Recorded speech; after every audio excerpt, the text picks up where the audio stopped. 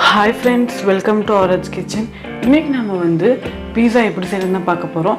இதுக்கு cheese, mayonnaise, oven, east இதெல்லாம் தேவையில்லை. இப்போ நம்ம ஒரு மிக்சிங் பவுல் எடுத்துக்கலாம். இதில் ஒரு அரை கப் போல் மைதா மாவு சேர்த்துக்கோங்க. அப்புறமா 1/4 கப் போல் தயிர் சேர்த்துக்கோங்க.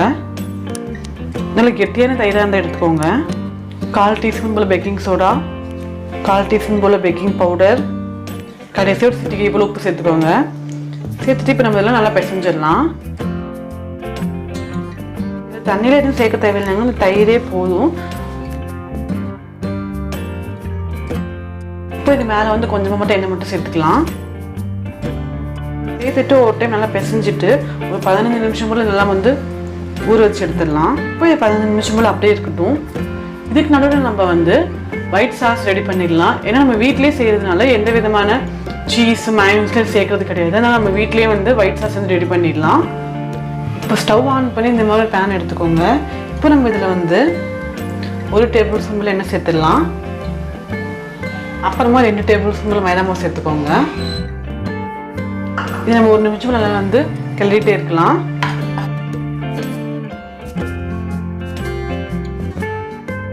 இப்போ 1 நிமிஷம் போல் ஆயிடுச்சு. இப்போ நம்ம இதில் 1 கப் போல் பால் சேர்த்துடலாம். இது நல்லா பேஸ்ட் மாதிரி வர வரைக்கும் நம்ம கிளறிட்டே இருக்கலாம்.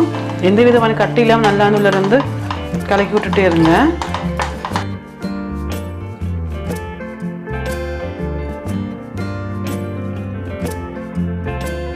இப்போ இதில் ஒரு சிட்டிகை போல் பெப்பர் சேர்த்துக்கோங்க. அதே மாதிரி ஒரு சிட்டிகை போல் உப்பு சேர்த்துக்கோங்க.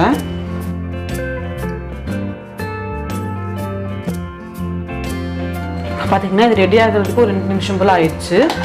இப்போ இந்த ஸ்டேஜில் வந்தோடனே இப்போ நம்ம ஸ்டவ் ஆஃப் பண்ணிடலாம். இங்கே பாருங்கள்,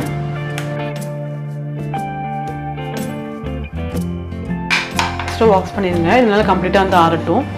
இப்போ நம்ம பீஸா சாஸ்க்கு பதிலாக டொமேட்டோ கெச்சப் வச்சு ஒரு சிம்பிளாக ரெடி பண்ணிடலாம். இப்போ இந்த மாதிரி பேன் எடுத்துக்கோங்க.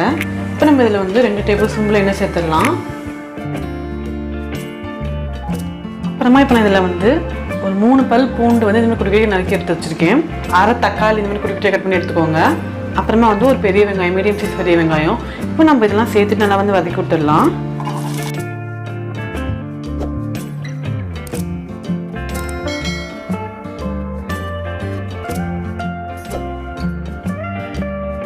நம்ம இதில் ஒரு அரை குடமிளகாய் சேர்த்துடலாம். இதுக்கு தேவையான உப்பு சேர்த்துக்கோங்க. அரை டீஸ்பூன் போல் மிளகாய் தூள் சேர்த்துக்கோங்க. இதெல்லாம் 1 நிமிஷம் நல்லா வதங்கட்டும். இப்போ நான் இதில் 2 டேபிள் ஸ்பூன் போல் டொமேட்டோ கெச்சப் சேர்த்துக்கிறேன்.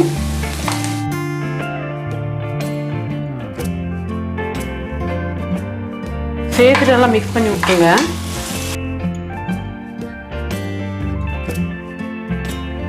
நம்ம ஸ்டவ் ஆஃப் பண்ணிட்டு மாவு எடுத்து ரோல் பண்ணிடலாம். இப்போ இது மேலே கொஞ்சமாக எண்ணெய் மட்டும் சேர்த்துட்டு நல்லா ரோல் பண்ணிக்கலாம்.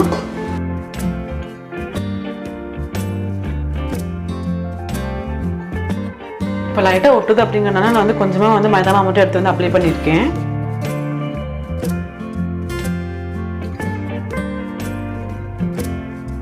பார்த்தீங்கன்னா நல்லா ரோல் பண்ணியாச்சு. இது தொடுறதுக்கு அவ்வளோ சாஃப்டாக இருக்குது. ஸோ நம்ம எதுவுமே ஈஸ்ட்லாம் ஆட் பண்ணலை. ஸோ அந்த தயிர் ஆட் பண்ணனாலே நம்மளுக்கு நல்லா சாஃப்ட்னஸ் கிடச்சிருக்கு. ஸோ இந்த அளவுக்கு நல்லா மொத்தமாக ரோல் பண்ணிக்கோங்க. தட்டு எடுத்துக்கோங்க.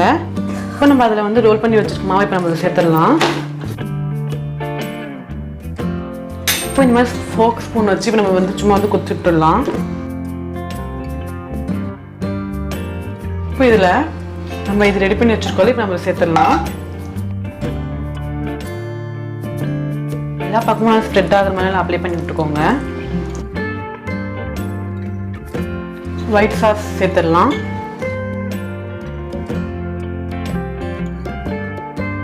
இப்போ நம்ம கார்னிஷ்காக லைட்டாக குடமிளகாவும் வெங்காயமும் சேர்த்துடலாம்.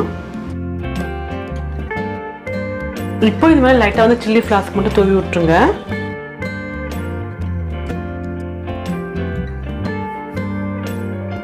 இப்போ இந்த மாதிரி ஒரு பெரிய பேன் எடுத்துக்கோங்க. இப்போ நம்ம தண்ணி சேர்த்துடலாம். தண்ணி சேர்த்ததுக்கப்புறமா இந்த மாதிரி ஸ்டாண்ட் இருந்தால் இதுக்குள்ளே வச்சுக்கோங்க. வச்சுட்டு நம்ம பீஸா ரெடி பண்ணியிருக்கோம்ல, நம்ம இதுக்கு நடுவில் வச்சிடலாம்.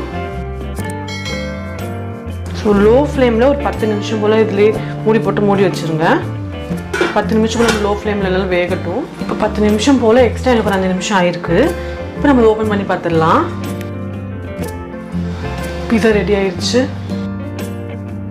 அவ்வளோதாங்க, சூப்பரான பீஸா ரெடி ஆயிடுச்சு. இப்போ நம்ம இதை வந்து கட் பண்ணிடலாம்.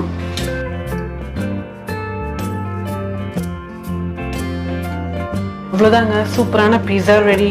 இந்த வீடியோ பிடிச்சிருந்துச்சுன்னா லைக் பண்ணுங்கள், கமெண்ட் பண்ணுங்கள், ஷேர் பண்ணுங்கள். மறக்காமல் ஆரஞ்ச் கிச்சனை சப்ஸ்கிரைப் பண்ணுங்கள். நடனமாடும் நாவல் சுவை. Bye friends.